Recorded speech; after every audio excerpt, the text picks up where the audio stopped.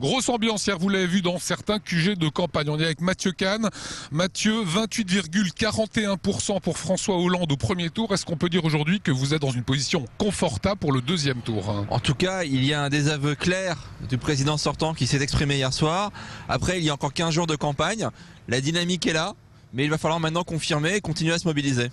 19,29% en Alsace. Le PS n'arrive qu'à la 3e position. Comment vous expliquez cela? C'est un contraste. Il y a un contraste entre une Alsace urbaine où nous sommes plutôt en tête, comme à Strasbourg, à Bischheim, à Schiltigheim, une Alsace à Mulhouse, une Alsace rurale qui est plus difficile pour nous, avec un score FN très élevé, qui malheureusement, je crois, traduit de plus en plus un vote d'adhésion d'une partie de l'Alsace aux valeurs du Front National. Est-ce que c'était une déception cette 3e place, François Hollande en Alsace? Non, on s'y attendait un petit peu. Depuis 1988, nous avons toujours été 3e. On savait au vu des résultats nationaux et de la percée aussi nationale de Marine Le Pen qu'en Alsace ça serait très difficile. Donc c'est vrai qu'en regardant par endroits, on se dit qu'on aurait aimé espérer un peu plus, mais quand même un vrai motif de satisfaction parce que là où nous sommes en responsabilité, eh bien la gauche progresse. Le score du Front National fait qu'il arrive en 2e position. Est-ce que vous comptez au 2e tour un report aussi de ces voix du Front National?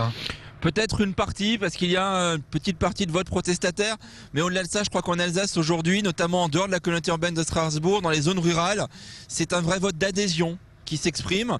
Je crois que là-dessus, l'UMP local, Philippe Richert et d'autres ont aussi une responsabilité parce qu'en flattant les peurs, en exhortant les divisions, en flattant la peur de l'autre, ils contribuent aussi à enraciner ce vote et c'est une vraie inquiétude pour nous aujourd'hui. On vous a vu hier avec Roland Ris à la Salamandre, monter sur l'estrade, mobilisation des troupes, qu'est-ce que vous comptez faire? Nous allons poursuivre notre campagne de proximité, porte à porte, marché, tractage, énormément de porte à porte, aller au plus près des gens, essayer de convaincre, de mobiliser encore les quelques abstentionnistes qui pourraient encore venir voter pour transformer ce changement et apporter notre pierre à la victoire de François Hollande le 6 mai. Les sondages donneraient François Hollande à 54%, alors c'est évidemment les instituts de sondage, au 2e tour. Écoutez, les sondages réalisés hier soir, à mon avis, sont à prendre avec beaucoup de pincettes. Ce qui compte, c'est la dynamique que nous allons réussir à essayer de créer dans les 15 prochains jours. C'est ce travail militant de terrain qui portera ses fruits.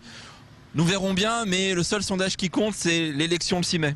Voilà, c'est ce qu'on voulait faire aujourd'hui comme point avec les représentants de l'UMP et du Parti Socialiste.